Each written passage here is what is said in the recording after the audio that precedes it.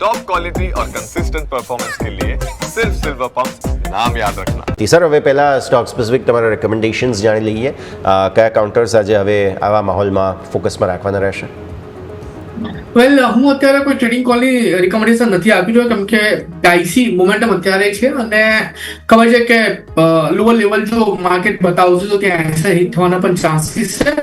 એટલે અત્યારે આ લેવલ પર હું કોઈ પણ ટ્રેડિંગ કોલ્સનું રિકમેન્ડેશન નથી આપી રહ્યો. બટ હા, હું આ લેવલ પર જોવા જાઉં તો અમુક સારા એવા કોલ્સ છે જે આપણે લોંગ ટર્મ માટે આ લેવલ પર સજેસ્ટ કરી શકીએ છીએ. અને એમાં સૌથી પહેલો જે સ્ટોક છે વોલ્ટાસ છે. તમે વોલ્ટાસ અત્યારે આ લેવલ પર જોવા જાઓ, ઘણા સારા એવા લેવલ પર અત્યારે આ સ્ટોક ટ્રેડ કરી રહ્યો છે. 1370 ની અરાઉન્ડ સ્ટોક ઓલરેડી બોટમ બનાવી દીધું છે અને હવે અહીંથી આ લેવલ પર આપણને સારા એવા ઉપરના લેવલ જોવા મળી શકે એવું લાગી રહ્યું છે. તો પ્રેઝન્ટ લેવલથી ખરીદારી કરીને ચાલવાની સલાહ રહેશે.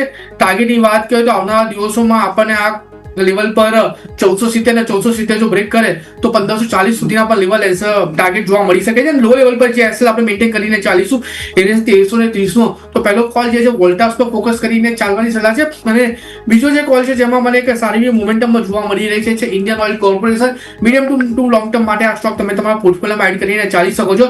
આજના દિવસમાં જોવા જઈએ તો 152 ની અરાઉન્ડ અત્યારે આ સ્ટોક ટ્રેડ કરી રહ્યો છે. તમે પ્રેઝન્ટ લેવલથી ખરીદી કરીને ચાલી શકો છો. સેફર સાઇડ આપણે 146 નો એસએલ પર મેન્ટેન કરીને ચાલીશું. ટાર્ગેટની વાત કરીએ તો જે પ્રમાણે અત્યારે સ્ટોક ટ્રેડ કરી રહ્યો છે ઉપરના મઠાળે 160 અને 160 જો બ્રેક કરે તો 172 સુધીના પણ લેવલ આપણને આ સ્ટોક બતાવી શકે એમ લાગી રહ્યું છે. ઇન્ડિયન ઓઇલ, વોલ્ટાસ બંને સારા સ્ટોક છે, બંને પર પોર્ટફોલિયોમાં એડ કરીને ચાલી શકાય છે.